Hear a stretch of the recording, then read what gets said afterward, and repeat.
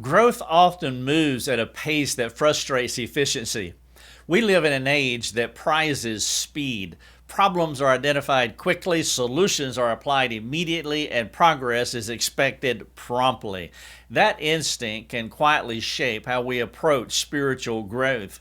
When someone seeks help, there's often an unspoken timeline in the background, this window for transformation. How long will this take? When should we expect change? What benchmarks indicate progress? Scripture presents a different rhythm. Peter exhorts believers in 2 Peter 3 to grow in the grace and knowledge of our Lord and Savior Jesus Christ. Growth is described as ongoing, gradual, and cumulative. It unfolds over time. It deepens through repeated obedience. It matures under sustained pressure. Apart from regeneration itself, the decisive moment when God grants new life, Scripture rarely portrays transformation as instantaneous. Sanctification is durable, not dramatic. However, counseling frameworks can inadvertently create a sense of urgency. There may be progress milestones, structured timelines, and expectations of measurable breakthroughs.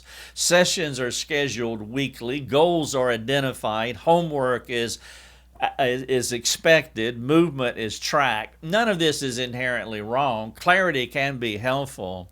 Intentionality can sharpen focus. However, the structure can subtly communicate that meaningful change should occur within contained periods, the window of counseling.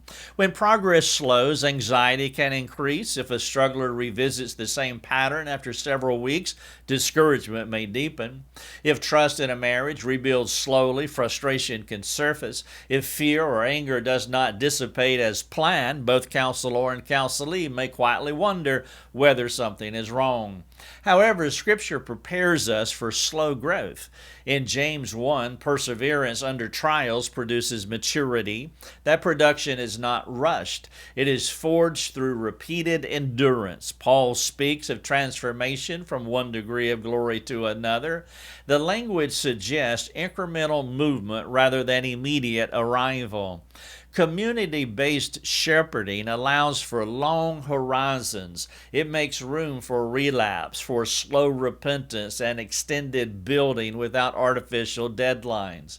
When care is embedded within the covenant church life, there is less pressure to complete the work within a defined number of sessions. Elders remain, small groups continue, friendships endure. The relationship does not hinge on measurable acceleration. This context provides breathing room for transformation. A believer struggling with long-standing anger may take years to develop consistent gentleness. A marriage damaged by betrayal may take required extended seasons of patient trust building. A heart entrenched in fear of man may slowly untangle itself through repeated exposure to truth and repeated choices to obey. These processes rarely fit into tiny and tidy schedules. Reform in this area invites us to slow down to match Scripture's patience. That does not mean abandoning urgency where Scripture demands it. Persistent, defiant sin requires decisive confrontation. Dangerous patterns must be addressed firmly. However, even a decisive confrontation is followed by patient restoration. The church does not rush sanctification, she sustains it. When we allow structures to dictate pace, we risk mistaking speed for depth. Rapid behavioral adjustment can mask unchanged affections. Quick stabilization can conceal fragile repentance. True maturity is often quieter and slower than we prefer. Christ is patient with his people. He bears with weakness. He restores repeatedly. His work in us unfolds across decades. If our soul care structures are to reflect his design, they must make room for that tempo, those rhythms embedded in the local church. Sanctification moves more slowly than sessions.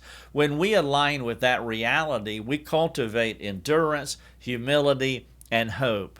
Virtues that grow best over time, not under pressure to perform.